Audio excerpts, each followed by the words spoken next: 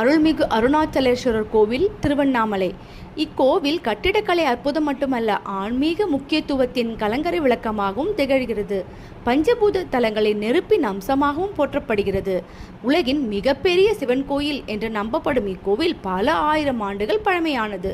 சிவபெருமான் நெருப்பு தூணாக தோன்றிய இடம் திருவண்ணாமலை. இங்குதான் நெருப்பை குறிக்கும் அண்ணாமலை மலை நிமிர்ந்து நிற்கிறது.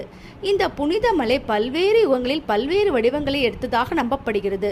இந்த மலையின் அடிவாரத்தில் அமைந்துள்ள கோவிலில் சிவனை நெருப்பின் மூலமாக குறிக்கும் அக்னிலிங்கம் உள்ளது. இது தியாகம், விடுதலை, கடமை மற்றும் நல்லொழுக்கத்தையும் குறிக்கிறது.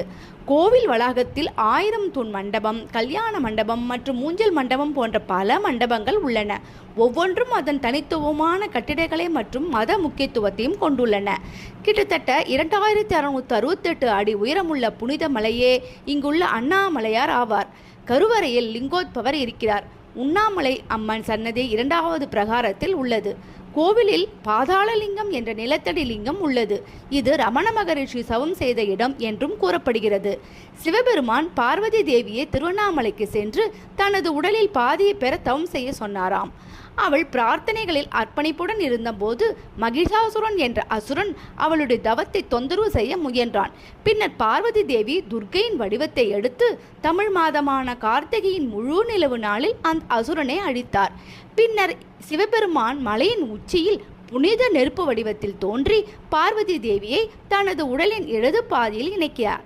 இவ்வாறு இந்த நிகழ்வை வழிபடுத்தும் வகையில் ஒவ்வொரு ஆண்டும் தமிழ் மாதமான கார்த்திகையில் சரியாக மாலை 6 மணிக்கு லிங்க வடிவில் இருக்கும் அர்த்தநாரீஸ்வரர் ஜோதி ஸ்வரூபமாக தோன்றி தனது பக்தர்களுக்கு தனது ஆசிகளை வழங்குகிறார். ஒவ்வொரு பௌர்ணமி நாளிலும் கிரிவலம் வருவது ஒரு மங்களகரமான ஆன்மீக செயலாக கருதப்படுகிறது. இது 14 கிலோமீட்டர் நீளமுள்ள பாதையில் மேற்கொள்ளப்படுகிறது. ஒவ்வொரு பௌர்ணமி நாளிலும் லட்சக்கணக்கான பக்தர்கள் மலையை சுற்றி வருகிறார்கள். இது பக்தர்களின் பாவங்களை போக்கி அவர்களை மோட்சத்திற்கு இட்டுச் செல்லும் என்று நம்பப்படுகிறது. பல்வேறு நகரங்களிலிருந்தும் ஊர்களிலிருந்தும் எண்ணற்ற சித்தர்கள் இந்நகருக்கு வந்து வாழ்ந்து சமாதி அடைந்துள்ளார்கள். அவர்களில் ரமணர், சேஷாத்ரி சுவாமிகள், விசிறி சுவாமிகள், குரு நமச்சிவாயர், குகை நமச்சிவாயர் போன்றவர் குறிப்பிடத்தக்கவர்கள். இவர்கள் சமாதிகை கிரிவலப்பாதையில் அமைந்துள்ளன. இன்றும் கூட சிலர் இந்த இடத்தில் தியானத்தில் ஆழ்ந்த துறவிகளை கண்டதாக கூறுகின்றனர்.